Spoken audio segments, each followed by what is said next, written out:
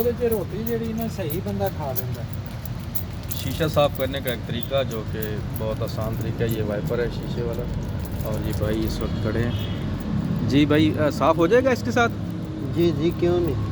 अच्छा, ये भी आपको टेक्निकल तरीके से शीशा साफ़ करके दिखाएंगे।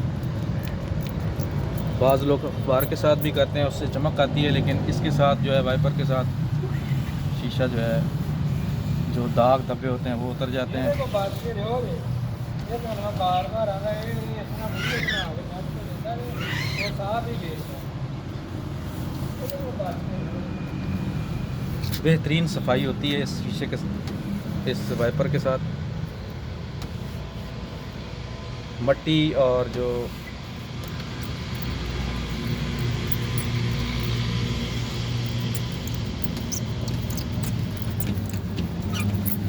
ਇਹਦੇ ਨਾਲ ਦਾਗ ਸ਼ਾਗ ਲੈ ਜਾਂਦੇ ਨੇ। जी जी ਥੋੜਾ ਉੱਚਰ ਬੋਲ ਲੈ ਯਾਰ। हाँ जी क्यों नहीं। ਇਹ ਬੰਦਾ ਬੜਾ ਕਾਰੀਗਰ ਹੈ ਤੇ ਦੁਬਈ ਚ ਮੰਗਾਇਆ ਸੀ, हाँ जी एक्सपर्ट बंदा है।